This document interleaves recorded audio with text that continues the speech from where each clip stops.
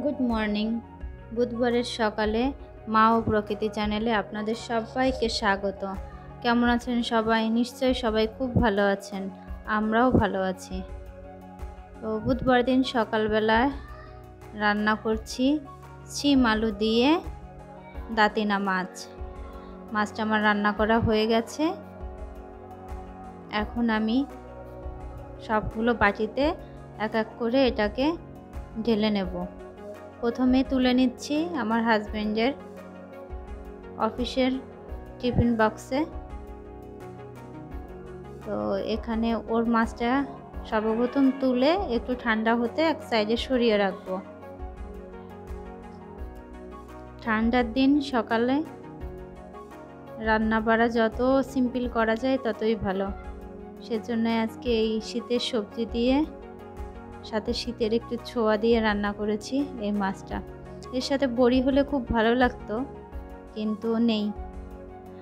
বাড়িতে দিচ্ছে, পেয়ে যাব কিছুদিনের মধ্যেই, তখন খেতে পারবো।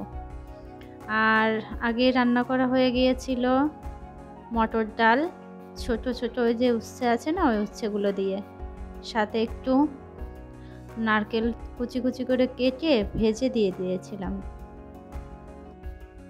উচ্ছে দিয়ে ডালটা মনে হয় সবারই কম বেশি খুব পছন্দ। আমাদের বাসায় তো আমার হাজবেন্ড মেয়ে দুজনের পছন্দ, আমারও পছন্দ। তো আমরা প্রায়ই এটা খাই। আর আমার হাজবেন্ডের বেশি পছন্দ এর সাথে নারকেল দেওয়াটা। খাবারগুলো আমার তৈরি হয়ে বাটিতে একদম পূর্ণ করে দিয়েছি। এখন এগুলোকে একটা প্লেটের উপর রেখে সরিয়ে রাখবো, হালকা একটু ঠান্ডা হতে দেবো, তারপর এটাকে বক্সে ভরবো। আর এই ফাঁকে ওর খাবারটাও আমি দিয়ে দিয়েছি। ও ওপাশে খাচ্ছে, মেয়ে উঠে গেছে, মেয়েকে কোলে নিয়ে আমি এগুলো করছি। আর চুলায় আর একটা রান্না আছে, ওটা কপির তরকারি করছি। ওটা আবার বন্ধ করে রেখেছি চুলাটা, না হলে মনিকে নিয়ে সব দিক সামলিয়ে পারছি না। ওটা একটু পরে রান্না করব, ওটা রাতের জন্য করা থাকবে। আর আপনাদেরকে আজকে একটা জিনিস দেখাবো। আমার সংসারের একটা স্বপ্ন পূরণ করেছি, সেটাই দেখাবো আজকে আপনাদেরকে। আমার ভিডিওর সাথে আপনারা সবাই থাকবেন, আমার ভিডিওটাকে সবাই দেখবেন, একটু লাইক সাবস্ক্রাইব করবেন। এই যে আমি সেই বললাম না, একটা তরকারি রেখে দিয়েছি, ফুলকপি আলুর তরকারি, এটা করছি। এটা হচ্ছে রাতের জন্য, খুব সামান্য একদম হালকা পাতলা করে করেছি। ওটাকে একটুখানি তেলে ভেজে সাথে একটু আদা কুড়িয়ে দিয়ে দিয়েছিলাম। আর এখন এটাকে একটু সম্বারে দিয়ে নিলাম। আর সাথে সাথে তৈরি হয়ে গেল আমার ফুলকপির তরকারি। ওর সাথে একটু সয়াবিন আর আলুও দেওয়া ছিল, একটু পাতলা পাতলা করে হালকা করে করেছি। আমার আবার খুব 2-1 দিন ধরে অ্যাসিডিটির সমস্যা হচ্ছে, তো এই জন্য খুব হালকা পাতলা খাবার চেষ্টা করছি। এই যে এটা রাতের জন্য সরিয়ে রাখলাম, আর এটা দুপুরের জন্য সরিয়ে রাখলাম। প্রতিদিনের রুটিন অনুযায়ী আমার মেয়ের ফিডারটাকে জলে ফুটিয়ে এখন মেয়ের খাবারটা বেড়ে ওকে খাইয়ে দেব, তারপর নিজে খাবো, তারপর অন্যান্য কাজ আছে। তো এখন প্রায় 1টা বাজে, আর মেয়েকে স্নান করিয়ে ঘুম পাড়িয়ে রেখেছি। আমি স্নান করে পূজা দিয়ে এসে যে এখন মেয়ে দুপুরের খাবারটা রেডি করছি। আজকে ওকে একটু এই লাউ কুড়াচ্ছি, এই লাউটা দিয়ে আর একটু ভাত দিয়ে সাথে একটু ঘি দিয়ে একটু সিদ্ধ করে একটু পায়েস টাইপের আর কি করে ফেলবো। তারপর ওটাকে একটু মাছ দিয়ে খাইয়ে দেবো। মেন হচ্ছে সবজি খাওয়ানো প্রয়োজন। ওর হচ্ছে কয়েকদিন ধরে একটু ঠান্ডা ঠান্ডা পড়ছে, তো বেশি একটা জল খেতে চাচ্ছে না। এজন্য জলীয় সবজিটাকে একটু বেশি করে দেওয়ার চেষ্টা করছি।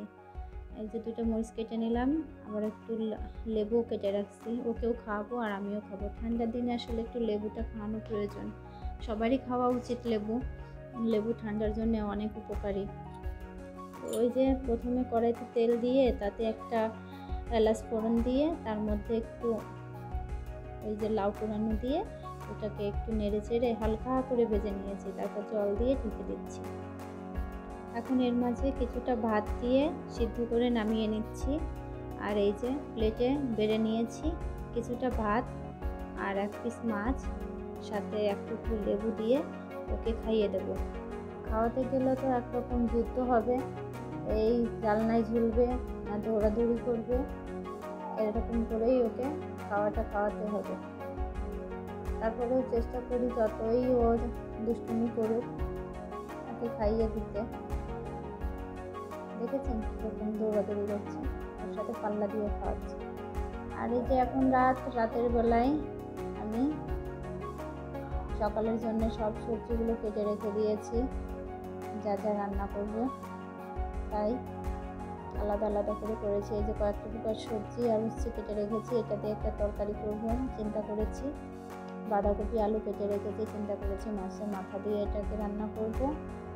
আর এই যে বরবটি আর আলু কেটে রেখেছি, ওটা ভাজি করব। জানি না সবগুলো রান্না করতে পারবো কিনা। আর এই যে বলেছিলাম না আপনাদেরকে আমার সংসারের একটা স্বপ্ন পূরণ করেছি। এই যে আমার ডাইনিং টেবিল ছিল না, তো একটা ডাইনিং টেবিল নিয়েছি। দেখুন তো কেমন লাগে, ভালো লাগলে নিশ্চয়ই জানাবেন, কেমন হয়েছে বলবেন। ভালো লাগলে একটা লাইক, শেয়ার এবং সাবস্ক্রাইব করবেন, পাশে থাকবেন আমার।